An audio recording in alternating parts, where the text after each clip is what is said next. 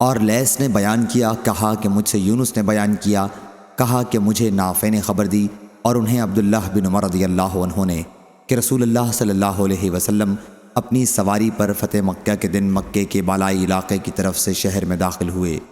اسامہ بن زید رضی اللہ عنہ آپ کی سواری پر آپ کے پیچھے بیٹھے ہوئے تھے۔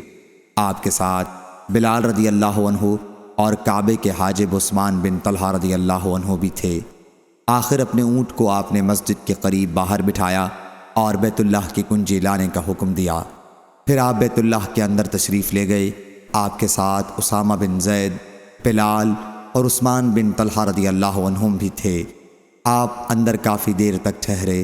جب باہر تشریف لائے تو لوگ جلدی سے آگے بڑھے۔ عبداللہ بن عمر رضی اللہ عنہ سب سے پہلے اندر جانے والوں میں تھے۔ انہوں نے بیت اللہ کے دروازے کے پیچھے حضرت بلال رضی اللہ عنہ کو کھڑے ہوئے دیکھا اور ان سے پوچھا، کیا حضرت صلی اللہ علیہ وسلم نے کہاں نماز پڑھی تھی؟ انہوں نے وہ جگہ بتلائی جہاں آپ نے نماز پڑھی تھی۔